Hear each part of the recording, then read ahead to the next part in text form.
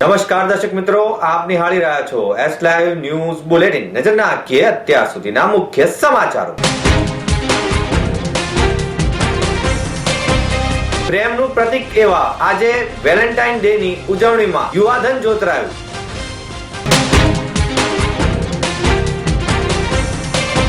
મુકેશ અંબાણી અમેરિકાની national academy of એન્જિનિયરિંગના સભ્ય તરીકે ચૂંટાયા. આજે 14 ફેબ્રુઆરી અને રવિવાર.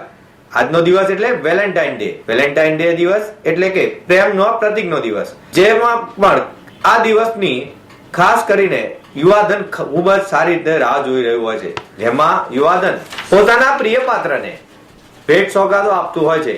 આ વખતે વેલેન્ટાઇન ડે રવિવારના દિવસે હોવાને કારણે 2 દિવસ અગાઉથી જ શાળા અને કોલેજોમાં વેલેન્ટાઇન ડે ની ઉજવણી યુવક અને યુવતીઓ દ્વારા કરવામાં આવી રહી છે.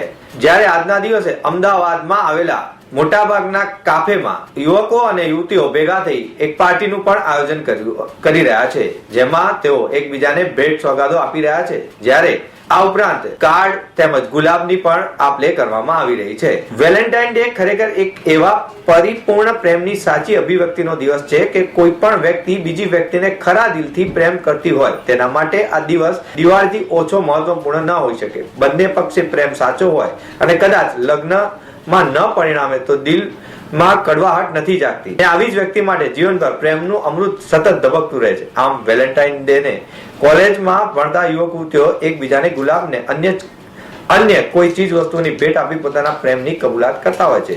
વેલેન્ટાઇન ડે ના દિવસે ફૂલ બજારમાં ગુલાબના ફૂલોની ધૂમ માંગ ઊભી થઈ છે, જેના લીધે ગુલાબના ફૂલના ભાવ પણ વધવા પામ્યા છે. આજના વેલેન્ટાઇન ડે ની ઉજવણીમાં ક્યાંય કોઈનું શોષણ ન થાય તેવું ખાસ કાળજી રાખજો.